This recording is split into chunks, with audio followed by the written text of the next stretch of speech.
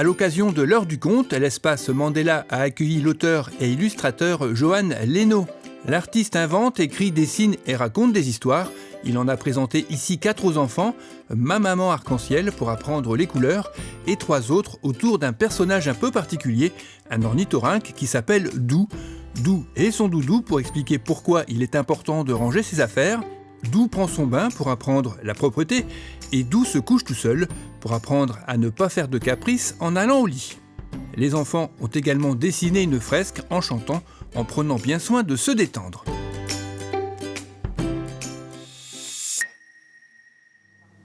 L'espace Mandela a accueilli la chef Cécile Michel à l'occasion d'une conférence sur le batch cooking. Comprenez par là la préparation de tous les repas de la semaine en une seule session de cuisine. Résultat, du temps gagné au quotidien, des économies, mais aussi une solution anti-gaspi. La chef a présenté de nombreuses astuces et donné des conseils pour organiser au mieux sa session de préparation. Par exemple, le week-end, 2 à 3 heures suffisent, le but étant de préparer plusieurs repas en même temps, histoire de ne pas manger la même chose tous les jours et d'avoir moins de 15 minutes de préparation par repas pendant la semaine. Prochain rendez-vous le 18 janvier prochain avec Véronique Bourfe-Rivière qui reviendra pour nous parler cette fois-ci de nourrithérapie. La municipalité vient de lancer les festivités de Noël en commençant par les illuminations de l'espace Mandela.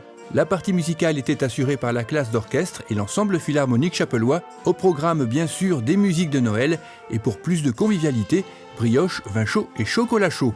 Chaque soir, la mise en lumière de l'espace débutera à 16h45 pour s'éteindre à 21h. Ces décorations sont le fruit d'un travail d'équipe entre la commission culture, les services techniques municipaux et le prestataire sur mesure production. La grande collecte nationale de la Banque alimentaire s'est déroulée sur la commune grâce aux nombreux dons et au dévouement des bénévoles et notamment des scouts de France du groupe Lycédol. Comme l'année dernière, pas de sachets plastiques et pas de tri non plus. Ce sont les antennes de la Banque alimentaire qui s'en chargeront en raison des dates de péremption. En comptant les dons du magasin Carrefour City, c'est 4 tonnes et 230 kilos qui auront été récoltés cette année. Les organisateurs vous remercient pour ces nombreux gestes de solidarité. Le club Bruce Lee Shaolin Tao a proposé un stage exceptionnel de Qigong au complexe sportif, un stage qui était fédéral avec la participation de plusieurs clubs de la région. Les participants ont découvert les 5 trésors, un travail de 5 mouvements basé sur les méridiens du cœur, du rein et de la constellation céleste, avec la pratique de mouvements lents, souples et en pleine conscience.